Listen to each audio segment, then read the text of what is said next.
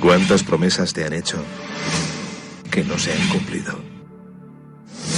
Yo no te prometo un gran sueldo. Te prometo un trabajo fijo. No te prometo que siempre sea como el primer día. Te prometo que nunca te faltarán las fuerzas.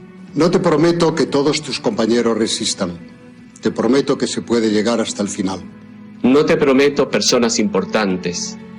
Te prometo personas que no saben cuánto valen. No te prometo que vayan a hacer caso de lo que digas. Te prometo que querrás repetirlo una y otra vez. No te prometo la comprensión de los que te rodean. Te prometo que sabrás que has hecho lo correcto. No te prometo que te vayan a pedir ayuda. Te prometo que te necesitarán. No te prometo una decisión fácil. Te prometo que nunca te arrepentirás. No te prometo un trabajo perfecto. Te prometo formar parte de un proyecto inolvidable. No te prometo que siempre vayas a obtener resultados. Te prometo que tu trabajo dará mucho fruto. No te prometo que vayas a tener grandes lujos.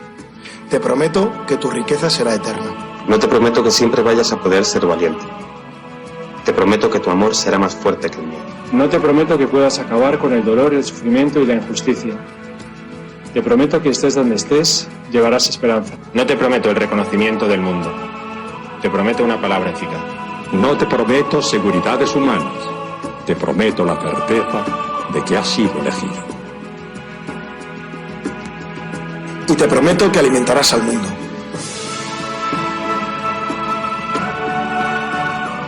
Unirás corazones. Acompañarás a los que sufren. Confirmarás a los que quieren ser fuertes. Experimentarás con ellos la verdadera alegría. Sumergirás a los hombres en la verdad.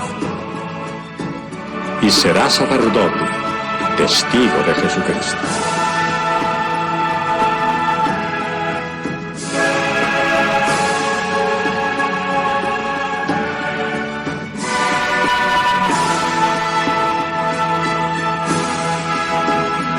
No te prometo una vida de aventuras. Te prometo una vida apasionante.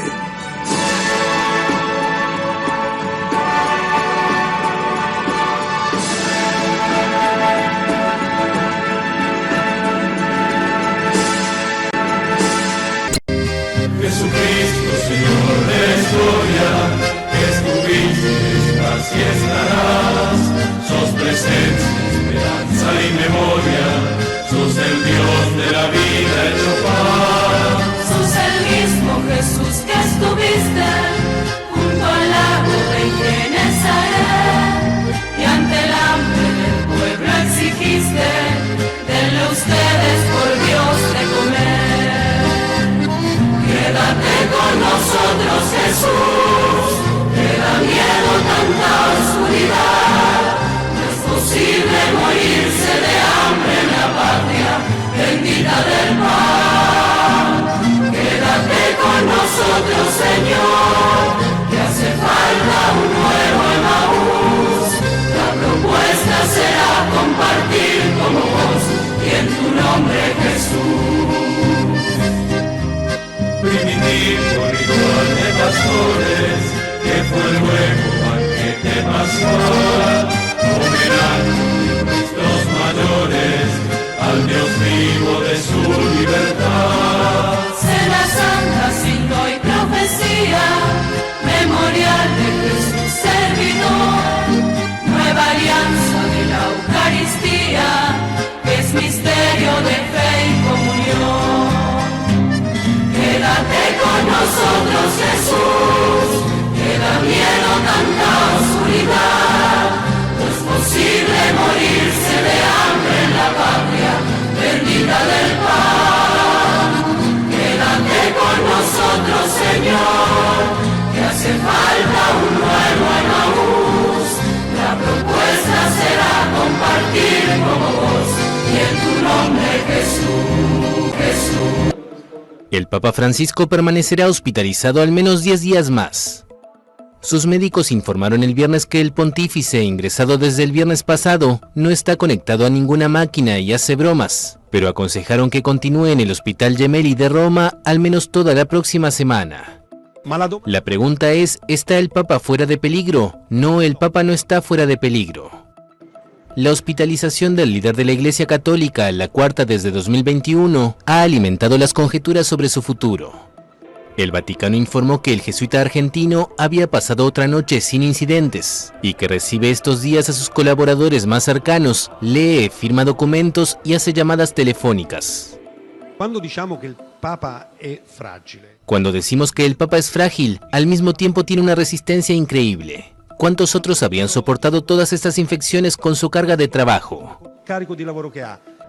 Los médicos dijeron que si envían al Papa a Santa Marta, a su residencia en el Vaticano, volverá a trabajar como antes, pese a que le han insistido en que debe bajar el ritmo.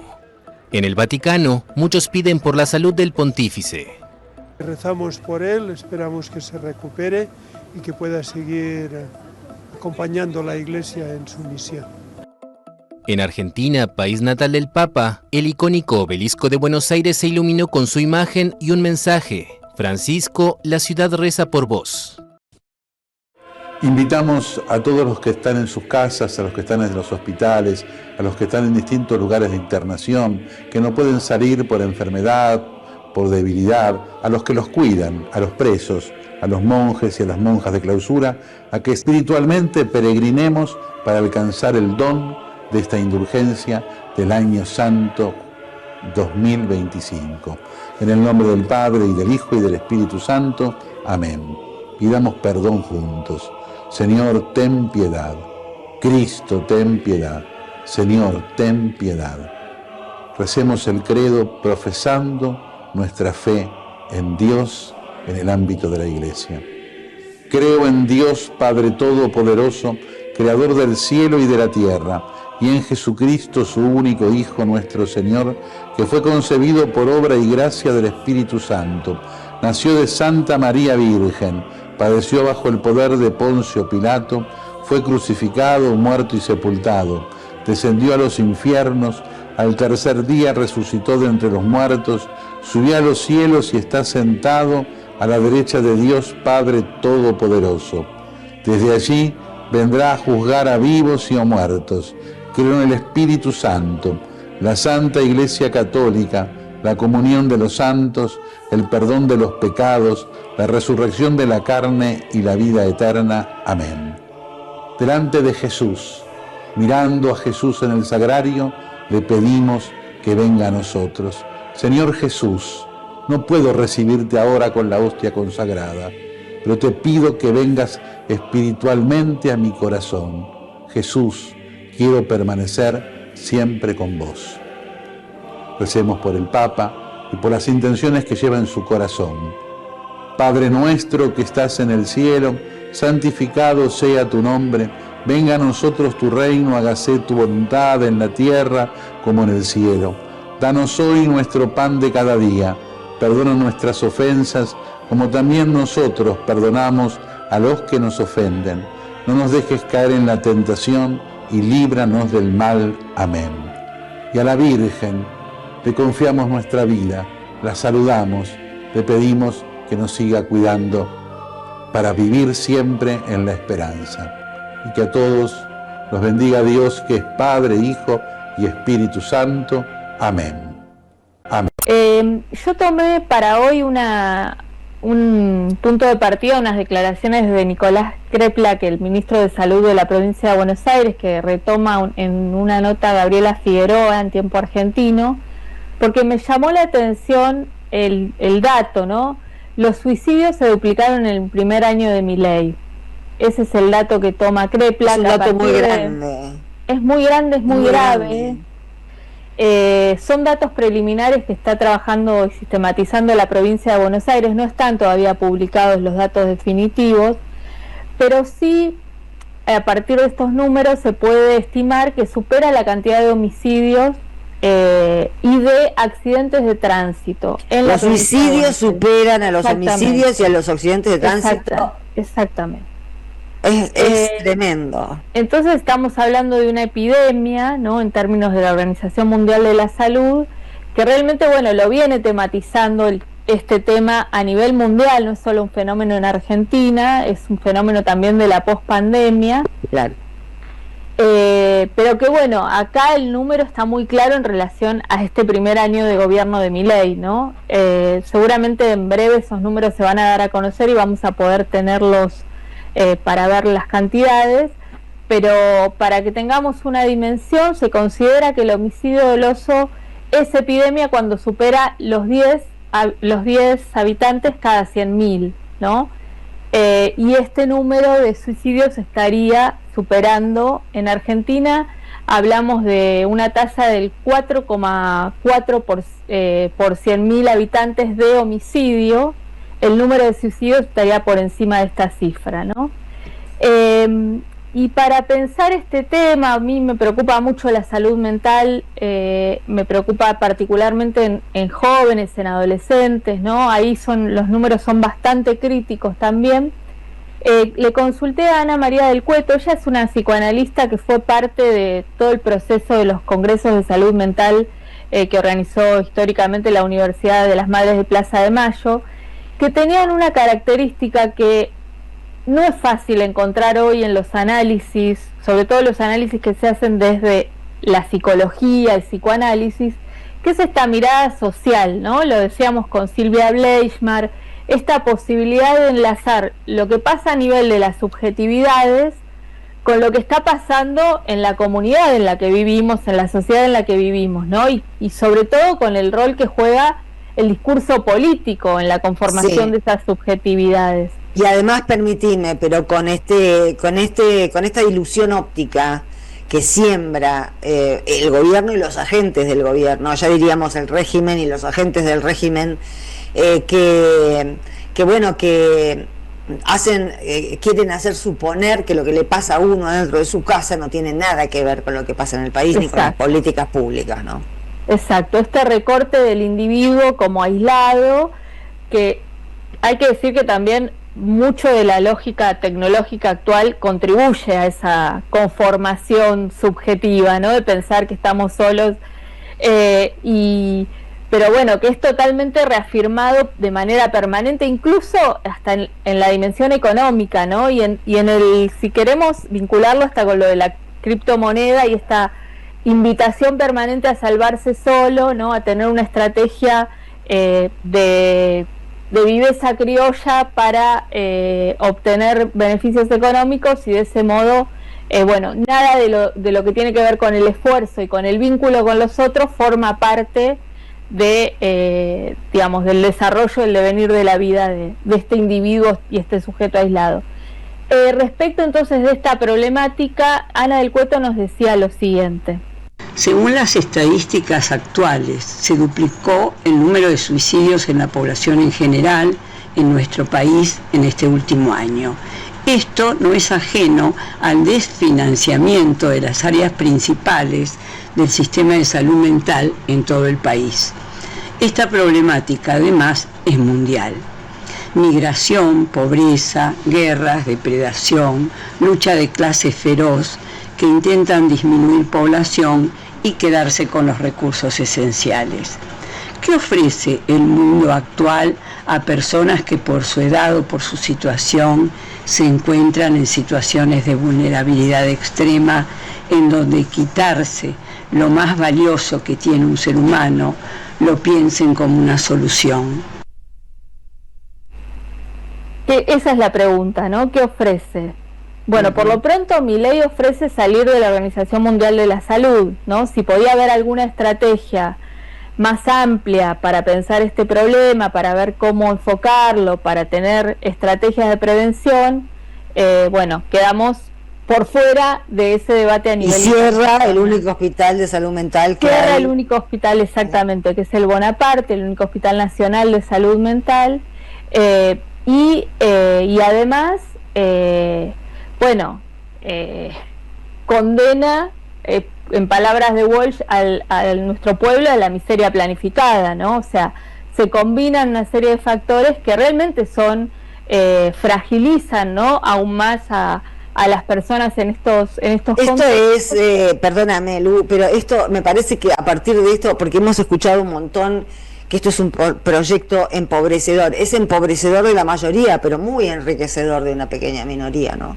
parece que tenemos Sí, por supuesto, exactamente. Es muy enriquecedor de una pequeña minoría. Sí, hasta en términos bizarros, ¿no? Con todo esto que se está...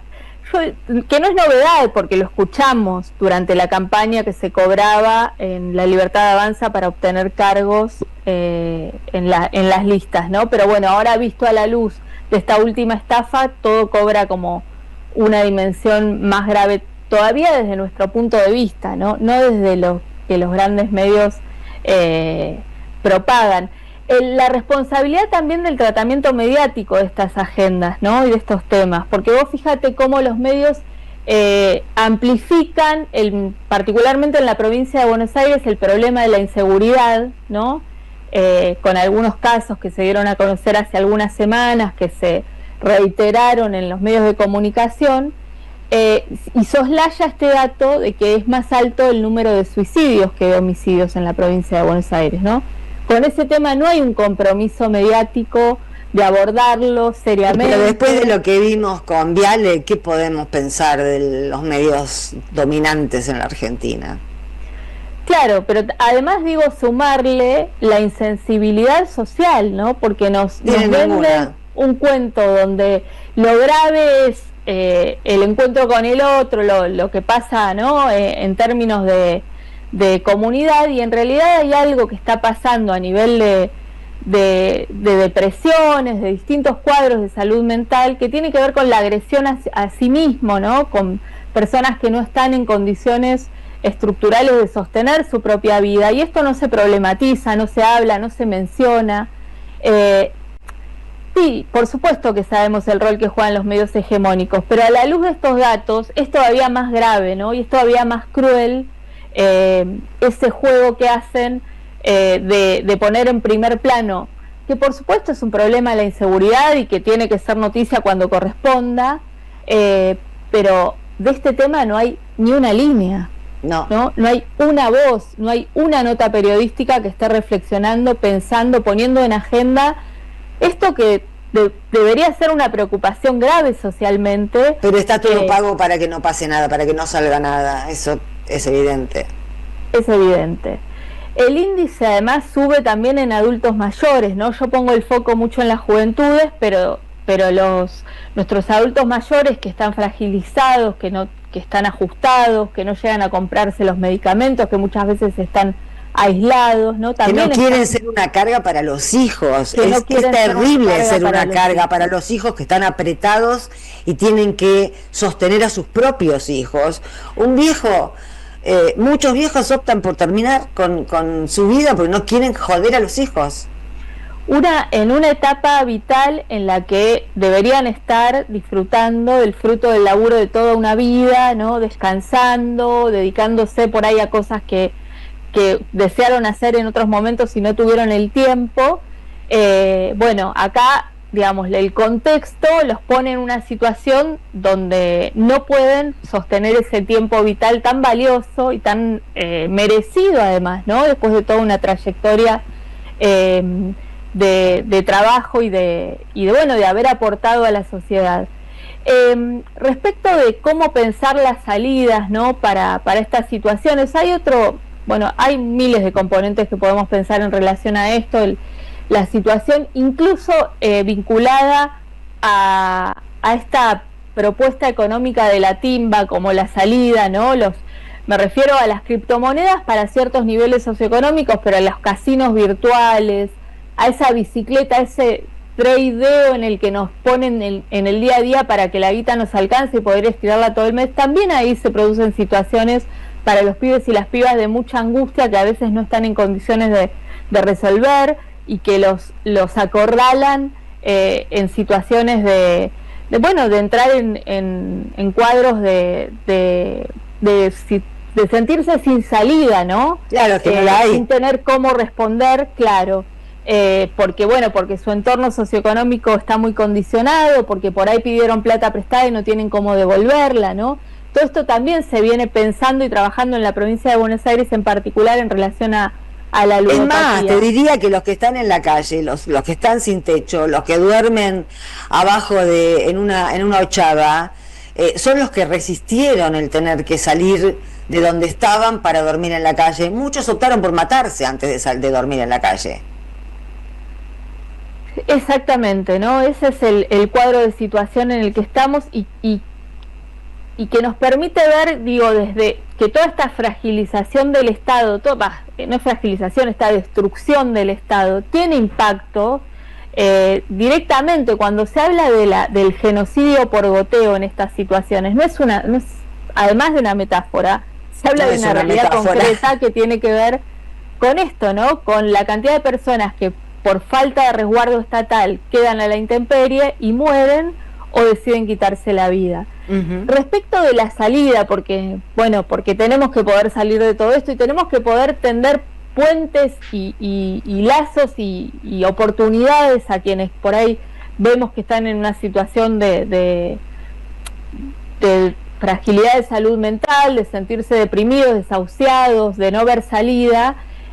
Ana del Cueto nos proponía, una parte de esta línea de trabajo que desarrollaron aquellos congresos históricos de las madres, que tiene que ver con nunca disociar lo que le pasa al sujeto con lo que ocurre en la sociedad, ¿no?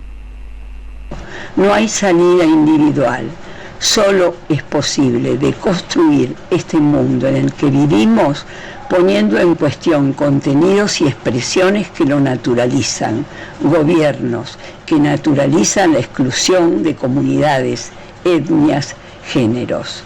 A mi entender, es a través del trabajo con grupos de niños, niñas y adolescentes en distintos espacios, ya sea en comunidades, ya sea en instituciones, ya sea en el hospital, ya sea en la escuela, ya sean grupos terapéuticos de reflexión, de encuentro, de teatro, de literatura, permiten dar la palabra, la presencia del cuerpo, los olores, aparece lo diverso, no necesariamente catalogado como peligroso.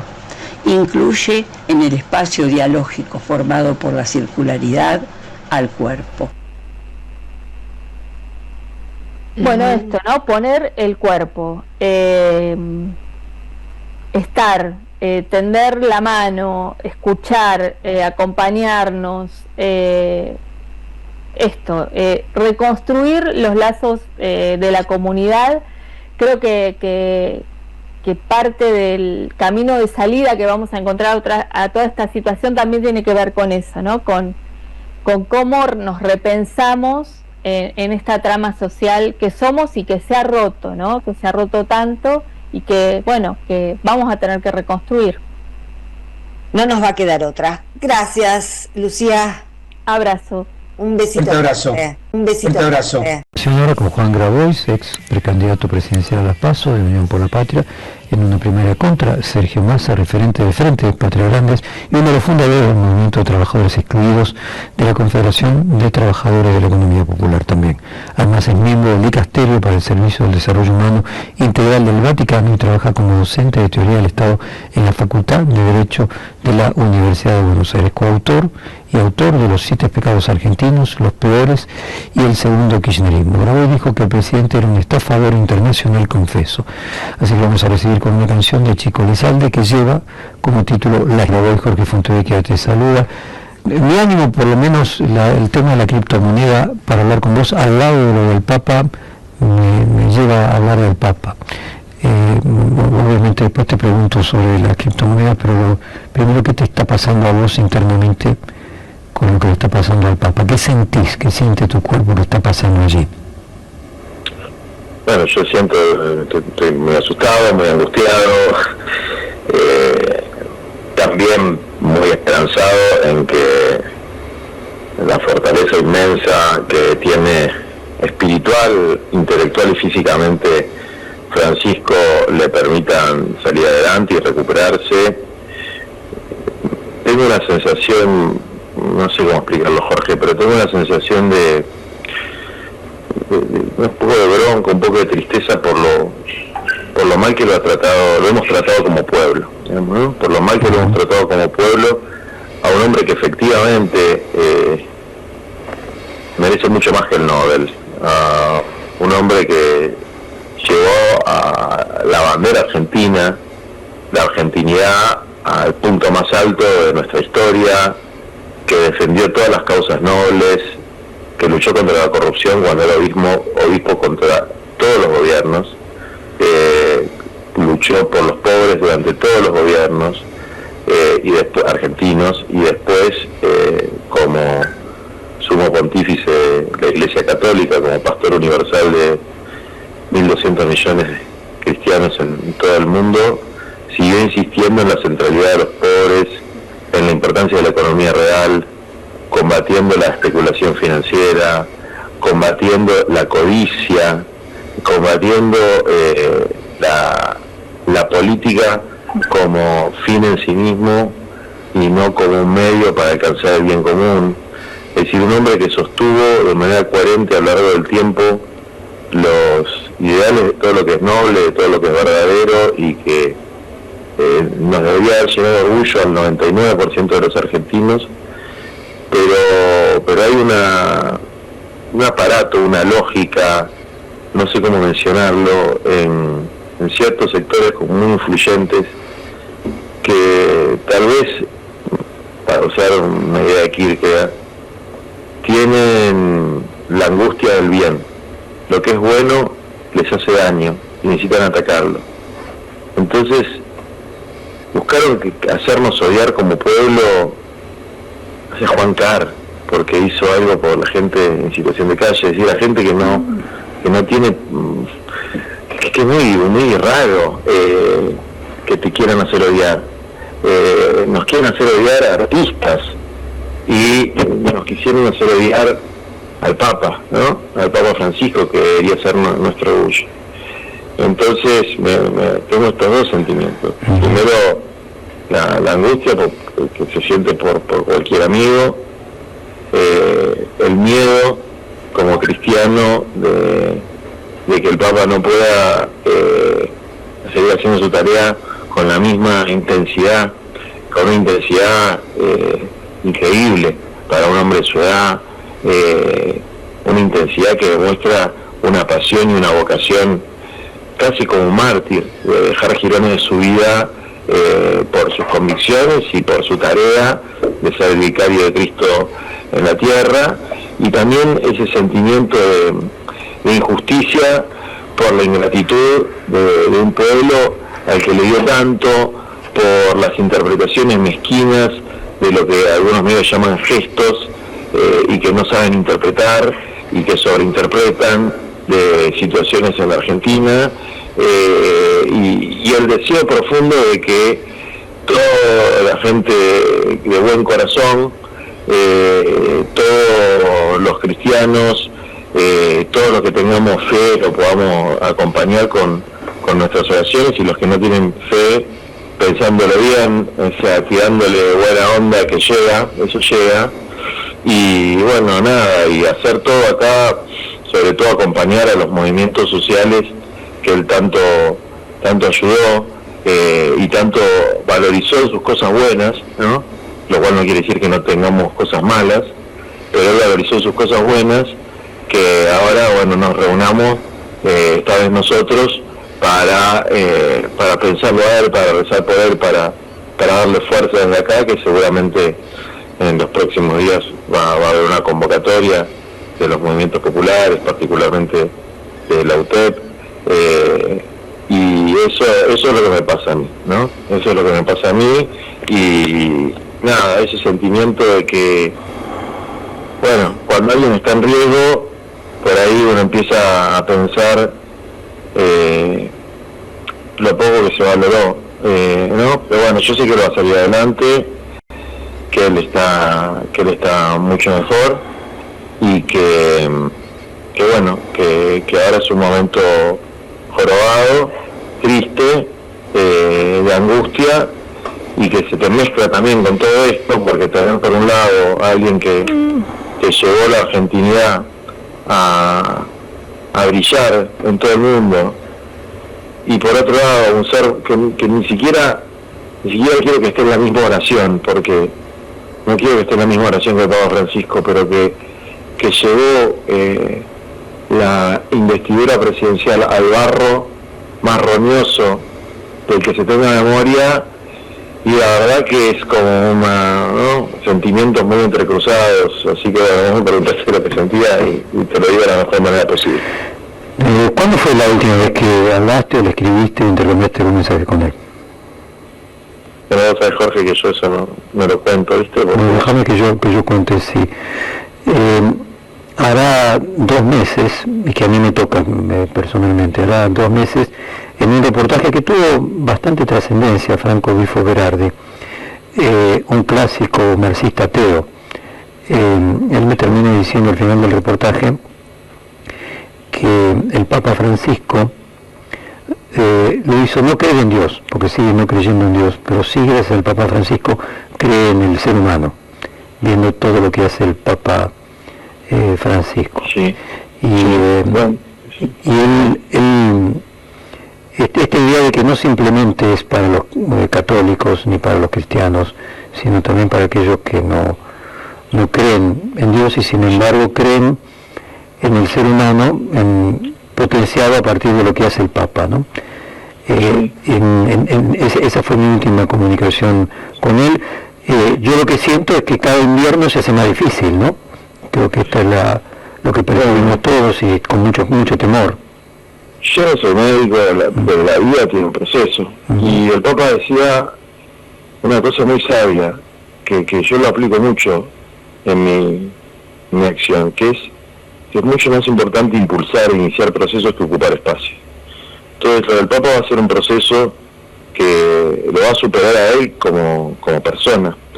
Y esto que decís de que él cree en el ser humano, para mí hoy la contradicción principal en todo el planeta, o por lo menos en el hemisferio occidental, es la contradicción entre la humanidad y la deshumanización. Y el Papa es el principal humanista que tenemos sobre la Tierra. Comparto. Y bueno, y después los humanismos tienen su diversidad, se aplican de manera distinta en distintos países, pero hay un punto que es poner el ser humano en su dignidad plena, que son sus libertades individuales, su derecho a la participación democrática, sus derechos sociales, económicos, culturales, es decir, en la integralidad, ¿no? Como esa frase tan profunda de la doctrina social de la Iglesia, que en muchos de sus aspectos trasciende una cuestión religiosa, que dice todas las personas y toda la persona. O sea, todas las personas de cualquier orientación sexual, etnia, ideología, y la integralidad de las personas en sus necesidades, sus libertades como personas, pero también en sus necesidades materiales, en sus necesidades económicas, en sus necesidades espirituales. Entonces eso es tan maravilloso, haber tenido la bendición de que sea un argentino que recorrió las calles de Buenos Aires, que estuvo tanto tiempo en Córdoba, que conoce a los campesinos de Santiago, es decir, que conoce y se nutrió de las raíces del pueblo argentino y que nunca renegó de eso. Él siempre tiene una mirada universal, pero a partir de sus propias raíces, de su propia identidad, que es lo que él planteaba, un universalismo abstracto que niega la propia identidad, no es universal sino global, ¿no? Y marca esta diferencia.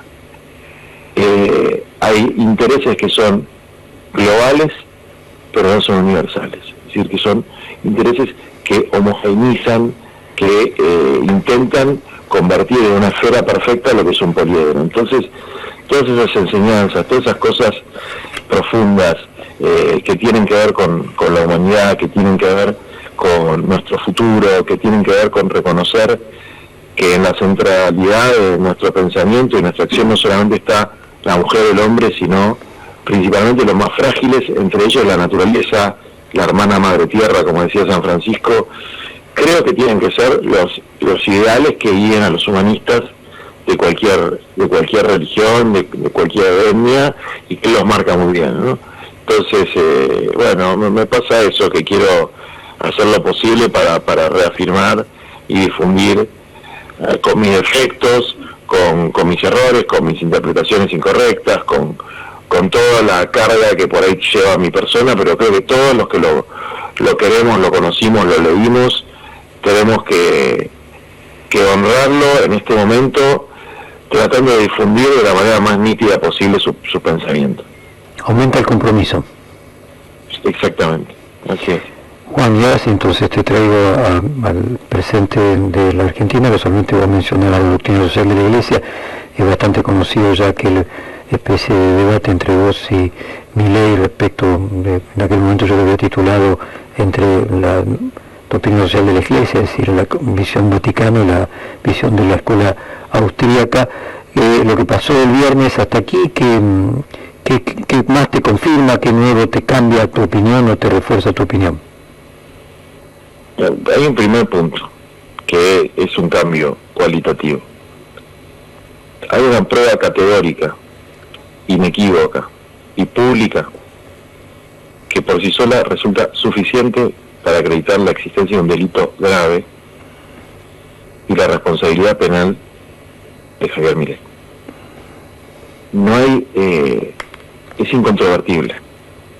Él está promocionando, difundiendo, o como lo quiero llamar, un negocio privado desde la cuenta de alguien que lleva la investidura presidencial.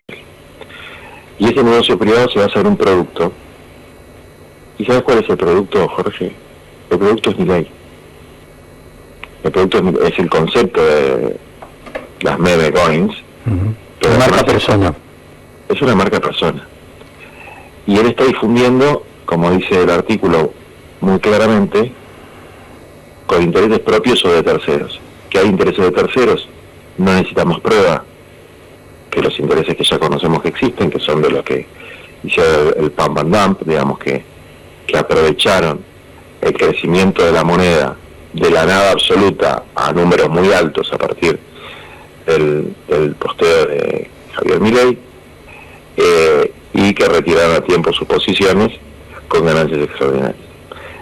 Entonces, esa prueba categórica e inequívoca, que no es, un mecanismo como el segundo hecho grave, del que no hay prueba categórica e inequívoca, hay indicios y que hay que investigar, que es el tráfico de influencias, es decir, la gente que cobró para verlo a Milei, de lo que yo estoy bastante convencido, tengo bastantes elementos probatorios que vamos a llegar a la justicia, porque hay mucha gente de distintos campos ideológicos que por alguna razón me tiene mucha confianza y me elige como abogado, aunque yo trabajo en un equipo, estoy más en la parte política y comunicacional, de que existieron efectivamente pagos muy importantes para entrar en el círculo de diálogo con el presidente de la República Argentina.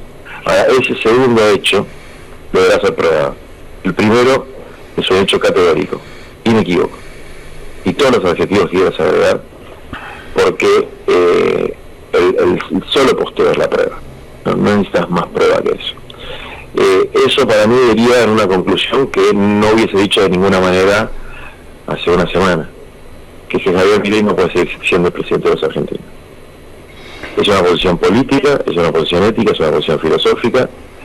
Los mecanismos constitucionales existen, pero además de que existen los mecanismos constitucionales, el testimonio, el posicionamiento sobre la incompatibilidad de cometer un delito en flagrancia, que insisto, un delito grave, que se puede realizar por una sola razón, que es el hecho de que Milei es presidente. Si no, no hubiera, no hubiese podido tener eficacia el delito. Y por ese solo motivo, Milei no puede ser más presidente. Después hay otros motivos que coadyuvan a mi posición, pero ese es el motivo central, es la línea roja que se cruzó cuando ya se venían cruzando varias líneas amarillo oscuras, digamos, ¿no? Pero es una línea roja y es una posición política con independencia de qué mecanismos se instrumenten, porque desde mi punto de vista el principal beneficiario de esto hoy en estas circunstancias es el señor Mauricio Macri, que ha adquirido una capacidad extorsiva muy fuerte en la que puede imponer sus condiciones bajo la amenaza de acompañar el juicio político u otras acciones pendientes a la remoción el señor que de manera infame y traicionera con quienes lo votaron ostenta el principal cargo institucional de Argentina. Juan, aquí quiere preguntarte Claudio Mardones. Hola Juan, ¿qué tal? Buen día. Bueno, muy bien, hace poco supimos finalmente de esta demanda penal que presentaste vos junto con el diputado Itay Hackman. Quería preguntarte, porque ahí se abren una serie de interrogantes respecto a lo que puede pasar en la justicia con las investigaciones que están abiertas. Hay ya más de 122 denuncias presentadas en la justicia federal. La jueza María Romilda Cervini, que va a llevar adelante las investigaciones. En tu caso, la demanda presentada, hacen un extenso repaso de medidas de prueba, al menos 20. Bueno, quería preguntarte, ¿cuáles son esos principales pedidos de prueba y por qué? Te voy a contar algo más interesante que eso, me parece. Me parece que nosotros logramos algo que tiene un peculiar impacto en la causa, que es presentarnos como querellantes en representación de damnificados. Es decir, hay una cantidad de damnificados que se contactaron con nosotros, algunos que están dispuestos a firmar la querella, otros que están dispuestos a dar testimonio pero sin firmar la querella, otros que están dispuestos a explicar su situación o a hacer una catarsis, pero la importancia de la querella es que nos permite acceder al expediente y avanzar con medidas de prueba con más fuerza que un denunciante. ¿Cuántos damnificados están representando en este momento? Jurídicamente va variando el número, porque algunos se suben, otros se bajan, empiezan a tener miedo, etcétera, pero lo suficiente para sostener la querella. Y los contactos fueron más de 20 argentinos. Sí. Un ciudadano norteamericano de origen argentino y un ciudadano español de origen argentino, lo que nos permite también iniciar acciones en las instituciones especializadas en este tema. Obviamente la Security and Exchange Commission, que todavía no hicimos la presentación, pero sí la hicimos en la Federal Trade Commission, que tiene un área especial de denuncias de criptoestafas, y en el área de ciberdelito del FBI, que ya están presentadas las denuncias. De hecho, le pueden mandar los números de expediente, etcétera, sin problema. Y ahora estamos trabajando en una denuncia que también va a tener mucho impacto en el homólogo de la SEC de la Unión Europea. También en la Unión Europea. Aquí quiere sumarse también con preguntas Elizabeth Tejer. Buen día Juan, ¿cómo estás? Lo que estás planteando de alguna manera con esta cantidad de querellantes, de personas que han resultado damnificadas por esta situación, por esta publicación o promoción de parte del presidente, digamos, va en contra justamente de lo que dijo el propio Milei, que para minimizar la situación habló de solamente 5 damnificados argentinos por la compra de lo que fue Libra. Creo que a esta altura del partido que Milei es un mitómano, es una persona que además tiene capacidad de guionar las entrevistas que realiza, no solamente se habla en un espacio controlado con periodistas afines a él, sino que tiene la capacidad de guionar la entrevista y direccionar las preguntas. Por lo tanto, para mí no tiene su palabra ningún valor, salvo cuando su naturaleza, que no tiene barreras inhibitorias, que eso me resultaba simpático antes de que fuera presidente, por eso el debate fue muy bueno, el que tuvimos en Perfil, de una persona que no tiene barreras inhibitorias para plantear sus posiciones. Ahora no me resulta más simpático por ser presidente de la República Argentina, y él insiste en su modelo mental, donde se trata de un negocio entre privados, porque no hay capital público, vamos a decir. El problema es que él no entiende que el capital público es él, porque la investidura presidencial tiene un valor muy grande, simbólico y económico, que tiene consecuencias económicas en lo que hizo, pero tiene consecuencias en la historia del país, tiene consecuencias en el prestigio del país, y que eso tiene un valor, digamos, polivalente, no solamente en términos económicos, que él también los tiene. Entonces, él insiste en que las personas que invirtieron, sean de Argentina o en otros lugares del mundo, yo te diría que para mí es más grave que los damnificados hayan sido de otros lugares del mundo. No veo que eso excuse absolutamente nada, porque destruye el prestigio. Es mentira que es un mecanismo muy elaborado y complejo. Las personas que se contactaron con nosotros van de personas que invirtieron $8.000 hasta personas que invirtieron 80, y algunos son más pobres del hambre, digamos, gente que trabaja en la economía de plataforma. Hay gente de barrios populares. Es muy sencillo hacerlo, hay que tocar 10 botones, digamos, no es más que eso. Y él dice que él básicamente que difundió la dirección de un casino, ¿no? Y que la gente que entra ahí sabe que asume un riesgo. Desde luego que si él tiene eso claro, también debe tener claro que en la entrevista que hicimos, en perfil, él definió la economía liberal o el mercado como un sistema de señales. Bueno, teniendo esa concepción, que un presidente de una señal de esas características no puede tener otra consecuencia que inflar un activo financiero. Entonces, no se requiere absolutamente ninguna prueba para que se configure el delito esencial que hay acá. Y esa inexorabilidad, calidad de culpable, hace que ya hoy no pueda seguir sosteniendo la investidura presidencial. Es un hecho en flagrancia. Desde luego, insisto, esta es una posición política en el marco del respeto a los mecanismos constitucionales de remoción del presidente, que es el juicio político, o la renuncia. Si tuviera una pizca de dignidad, debería renunciar. Juan, te vamos a despedir con León Gieco. Solo le pido a Dios, haciendo un mismo pedido que vos hacías al principio. Muchas gracias y te mandamos un abrazo fraterno. Muchas gracias a vos. Acabamos de hablar con Juan Grabois. Después de todo el revuelo que se armó por el criptocurro, la criptoestafa en la que participó Milei el viernes pasado, hace exactamente una semana, los otros dos poderes del Estado nos volvieron a estafar.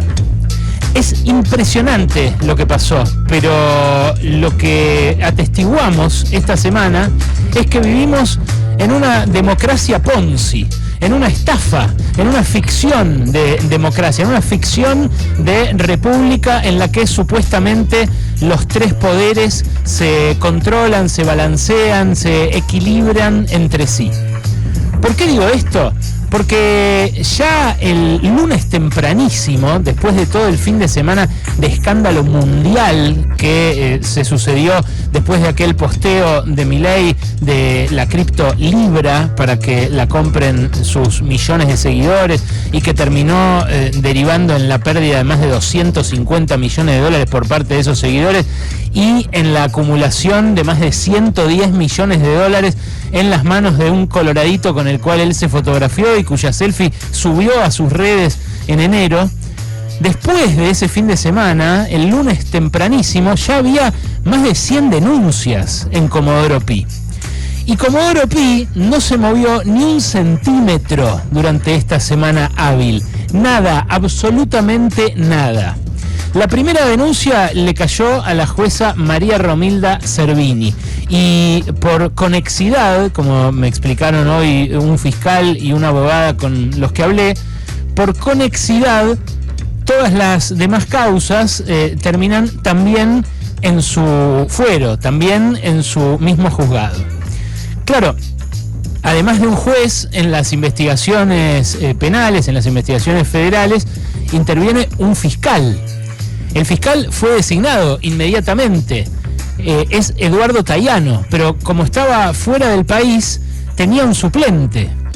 Ni el suplente ni el titular hicieron absolutamente nada durante toda esta semana, pero en realidad tampoco podían hacer mucho porque la jueza no había delegado la investigación. Ayer la jueza delegó la investigación en el fiscal Y al delegar la investigación en el fiscal, lo que me decía otro fiscal con el que hablé, que en general cuando se lo hace para no hacer. O sea, se delega la investigación, el juez delega la investigación en el fiscal porque no quiere que se investigue. Claro, el fiscal, yo no sabía esto, tiene muchos menos poderes, muchas menos facultades para investigar que el juez. El juez, por ejemplo, puede allanar para obtener información, puede entrar en computadoras, puede pedir comunicaciones entrantes y salientes directamente, puede librar exhortos a cualquier lugar para que le digan cualquier cosa, puede secuestrar aparatos de comunicación y de computación para obtener sus contenidos, puede detener, demorar, ordenar seguimientos físicos, o sea, que espíen a alguien, que lo sigan para ver cómo se mueve, o informáticos, algo que vaya si sería útil en este caso. Y el fiscal no puede hacer todas estas cosas. Tiene que pedir permiso. En una época podía, pero se fueron restringiendo las facultades de los fiscales en los últimos años, por lo cual la delegación de esta investigación es un fraude, es una estafa. Es una estafa más de las que nos tiene acostumbrados a hacer la justicia, ¿no? El más aristocrático, el menos democrático, el que menos rinde cuentas de los poderes de nuestra república. Pero también el Congreso de la Nación ayer renunció a ejercer el contrapeso que también podía ejercer para intentar esclarecer un curro que a la vista de todo el mundo llevó adelante la cabeza del Ejecutivo, el presidente. ¿Por qué digo a la vista de todo el mundo? Porque ya son pila los testimonios que indican que durante 10 días antes de esa emisión ya se sabía en el mundo cripto que iba a haber un meme coin, que iba a responder a Milei, que Milei lo iba a promocionar, que iba a subir de valor y que cuando subiera de valor iba a cagarle guita a los que apostaron por él cándidamente mientras estaba aumentando. También hay testimonios que hablan de coimas. En este caso, por supuesto, los tendría que investigar la justicia porque se trata de delitos federales, ya además de la estafa, además del incumplimiento de deberes de funcionario público, además de la falta de honor de alguien que debe tenerlo para ejercer un cargo como el de presidente. Bueno, hay crímenes muy concretos, ¿no?, que deberían investigarse y verificarse. Ahora, ayer en el Senado asistimos a otro escándalo, un escándalo para cubrir el escándalo original. ¿Cuál fue el escándalo? Que los senadores evitaron votar la conformación de una comisión investigadora independiente del Poder Ejecutivo que haga una investigación en serio, no como la que el mismo fin de semana dijo Milei que se iba a hacer a sí mismo a través de la Oficina Anticorrupción, que dicho sea de paso tampoco movió un dedo durante toda la semana, porque si la Oficina Anticorrupción hubiera venido y hubiera dicho, che, mirá, encontramos que, no sé, Sergio Morales, el asesor de la CNB, que sigue siendo asesor de la CNB y que conseguía contactos del mundo cripto para acercarle a Mauricio Novelli y a Manuel Terrones Godoy, los dos coorganizadores del Tech Forum, que es a donde varios empresarios pulenta dijeron que se pagaron coimas para acercarse a Milei en el VIP. Bueno, si hubieran dicho, tenemos aunque sea estas evidencias respecto de estos colaboradores, fueron ellos, no fue el presidente, bueno, estaríamos hasta algún tipo de avance, pero no, ni siquiera le revocó la designación, ni siquiera echó al jefe de la Comisión Nacional de Valores, Milei. El presidente de la Comisión Nacional de Valores estaba anunciado para participar como orador en el Tech Forum 2025, o sea, en el evento que estaban organizando estos mismos tipos que se combinaron con Hayden Davis para emitir esta libra, esta token fraudulenta, y que pensaban seguir haciendo negocios con esto. Bueno, el Congreso perdió la oportunidad de mostrar que sirve al menos para eso. Y la perdió porque un senador, Eduardo Vicchi, senador que preside el bloque radical, que representa a la provincia de Corrientes, que responde al gobernador de Corrientes, Eduardo Valdés, primero firmó el proyecto para crear una comisión investigadora del CryptoGate, pero después votó en contra. Es alucinante, sí, votó en contra de su propio proyecto. ¿A cambio de qué favor lo hizo? Bueno sería que lo aclare. Lo mismo hizo Víctor Zimmerman, que es chaqueño, también radical, que se había tomado licencia para laburar en el gobierno de Cedero, el gobernador chaqueño radical, y que volvió de urgencia ayer para rescatar al gobierno cuando parecía que no juntaba los votos para suspender las PASO. Como en la misma sesión se discutió este proyecto de crear o no una comisión investigadora, Zimmerman primero levantó la mano y dijo, sí, votemos esto, que era algo sobre tablas, que había que habilitar su tratamiento con 2/3. Él dijo, sí, votémoslo. Y después, cuando tocó votar si se creaba o no esa comisión investigadora, votó en contra. Le preguntó una colega de IP en el Congreso ayer mismo por la tarde y lo explicó del siguiente modo. Gracias por recibirnos. ¿Por qué cambió el voto? Hubo 5 senadores que lo cambiaron. ¿Qué tal? Un gusto de saludarlo. No, pero no lo planteé como un cambio de voto, porque no fue un cambio de voto. Tiene que ver con que a mí me interesa, como cualquier ciudadano argentino, que se sepa la verdad y que se investigue. Por lo tanto, lo que tiene que saber lo que nos están mirando es que como ese tema no estaba incluido en la labor y no estaba incluido en el orden del día, que se necesitaba para debatir el tema, votar y dar 2/3 para que se incorpore el tema. Yo voté favorablemente la incorporación del tema en el debate y en el recinto y voté a favor de los 2/3 y conseguimos los 2/3 para debatir el tema. Luego de esto, obviamente, había planteos diferentes, había planteos de distintos bloques que querían volver a comisión para que se constituyan las cuestiones, para que se convoquen a los responsables, para que se armen las comisiones, y la otra era simplemente en el discurso del kirchnerismo decir conformémoslos ya, nombremos los nombres, no lo pongamos a Cuader porque es, no lo pongamos a Espíndola, a Camado Espíndola porque es un senador que no va a administrar con transparencia. Me parece que estos no son los mecanismos. Vieron que se va derritiendo la explicación, ¿no? Al principio dice, sí, voté a favor, de que se trate, después, kirchnerismo, Claro, no tiene explicación Zimmerman para lo que hizo, tampoco tiene explicación Vicchi para lo que hizo. Los dos cargan ahora sobre sí, sobre sus espaldas, la misma sospecha que se hizo cuerpo, que se confirmó en el caso de Cuader, que alguien les garpó para que cambien el voto.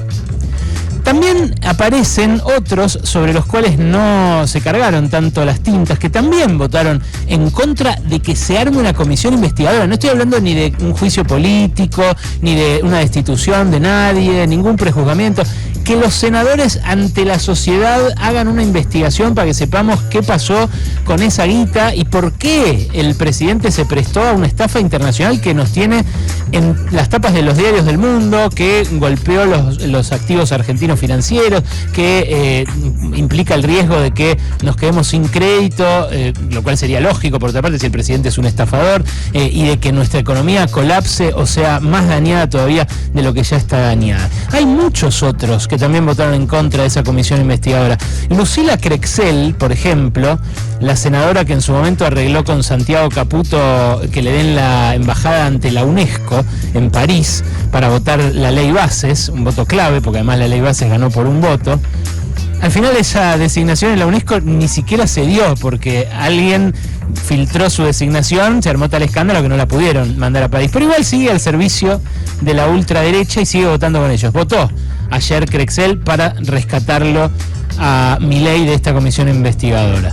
Votó también en contra de que se investigue Martín Werling. Werling es un senador de Misiones que responde a Macri. Un tipo al que querían poner al frente de la bicameral de inteligencia a pedido de Macri y que también votó en contra a pesar de que Macri había sacado un comunicado del PRO diciendo esto es muy grave y tiene que ser investigado y el presidente tiene que rodearse mejor. Bueno, son todos truchos, loco, todos truchos, porque dicen una cosa y hacen abiertamente otra. Como Luis Juez, que pasó de hacer chistes sobre la corrupción a convertirse él mismo en un chiste como dijo ayer Miriam Bregman. Quiere ser candidato de Milei a gobernador en Córdoba y con eso llenaría el álbum, porque ya defendió las políticas económicas de Domingo Cavallo en su momento. Fue soldado de Carlos Menem, militó para José Manuel de la Sota, fue candidato de Juan Schiaretti, después llevó a Kirchner en el corazón, yo me acuerdo, estuve ahí. Pidió su reelección en 2007, se hizo progresista, se hizo socialista, fue socio de Hermes Wiener, candidato con Pino Solanas contra el kirchnerismo. Cuando naufragó ese progresismo, se puso la camisa celeste y se asoció con Macri y con Patricia Bullrich. Y hace un mes renunció a la presidencia de la bancada del PRO para pasarse a la ultraderecha. O sea, ya llenaría el álbum. Ahora, todo el espectro tiene cubierto. Y la verdad, los ultraderechistas, los de Milei, también lo salvaron ayer. No hay que olvidarse, porque no es solamente los votos prestados. Los votos prestados son la clave, porque sin esto no podría llevar adelante las cosas que lleva adelante. Pero Ezequiel Atauche, el de los videos borracho, el que la mujer hizo virales los videos de él, que no podía hablar, que estaba tirado en el piso, que algunos decían, no es, ¿qué es? Un cachiva. Perdón, cachiva. Ese también lo salvó. Alejandra Vigo y Carlos Espínola, el bloque de Quader, los Quaders, los Quaders, son sus compañeros de bancada. Vigo es la esposa de Juan Schiaretti, que prometía un país federal y productivo y terminó defendiendo a los criptochorros. Ahora, son favores que se intercambian todo el tiempo. Porque Schiaretti habla en nombre de Yarlora y Yarlora fue puteado y vilipendiado por Milei, pero también recibe sus cosas cuando cambia votos por fondos, por ejemplo. Y puso a Vigo en la Comisión de Asuntos Constitucionales, que es clave para investigar corrupción y para un montón de otras cosas ahí en el Senado. Otro que votó en contra de esto fue Pagotto, el senador Pagotto, abogado, defensor de genocidas, electo al frente de la bicameral que revisa los decretos de necesidad y urgencia y que consideró que no hacía falta investigar esto. A pesar, insisto, de él haber sido abogado en investigaciones que se llevaron adelante con todas las garantías del caso para represores horribles, criminales que llevaron adelante delitos de lesa humanidad. ¿Cómo no vamos a pensar que es una democracia Ponzi esta? ¿Cómo no vamos a pensar que es una estafa? Que te estafa el Poder Judicial cuando no investiga, que te estafa el Poder Legislativo cuando vota en contra incluso de sus propios proyectos para investigar al Ejecutivo, cuando el Ejecutivo directamente publica una estafa en sus redes sociales. Juan Carlos Romero también lo salvó a Milei. Salteño, exgobernador, conservador, compañero de fórmula de Menem en el 2003. ¿Se acuerdan que fue candidato a vice? Tuvo 10 denuncias por enriquecimiento ilícito, Romero. Vive en una mansión de $5 millones llena de reliquias de Güemes. Un caudillo al que admira, que aunque apoyado por los gauchos infernales, también era parte de la misma oligarquía del norte que él, que Romero, pero que por lo menos combatía al invasor externo, ¿no? Que tenía un orgullo nacional, aún en ese momento de la patria todavía germinal, y que él ahora pretende homenajear siendo, insisto, garante de la corrupción. Tuvo esas denuncias por enriquecimiento ilícito, negociados en la gobernación, también denunciados, una denuncia por apropiación de tierras. Son eso nuestros senadores, y claro, es lógico que haya cuajado en la sociedad, que haya conectado con la sociedad el discurso de Milei contra la casta, porque vos los ves y son una casta, son unas ratas, como dijo Milei en su asunción y en la campaña. Lo que pasa es que a Milei, esta vez, y ya van varias, lo salvó la casta. Lo salvaron las ratas, lo salvaron esos mismos a los cuales él decía que venía a destronar y a sacar del medio. Cuando las papas queman, a quienes acude es a ellos. Y cuando las papas queman, se ve la estafa en la que se ha convertido nuestra democracia, ya no solamente porque no entrega los resultados que creíamos cuando yo era chiquito, que se iba a poder comer, curar y educar, sino porque ni siquiera guarda las formas de este supuesto control entre poderes ante una estafa tan evidente. El peor analfabeto es el analfabeto político.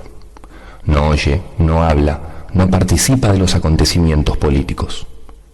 No sabe que el costo de la vida, el precio del poroto, del pan, de la harina, del vestido, del zapato y de los remedios dependen de decisiones políticas. El analfabeto político es tan burro que se enorgullece y ensancha el pecho diciendo que odia la política. No sabe que de su ignorancia política nace la prostituta, el menor abandonado y el peor de todos los bandidos, que es el político corrupto, mequetrefe y lacayo de las empresas nacionales y multinacionales.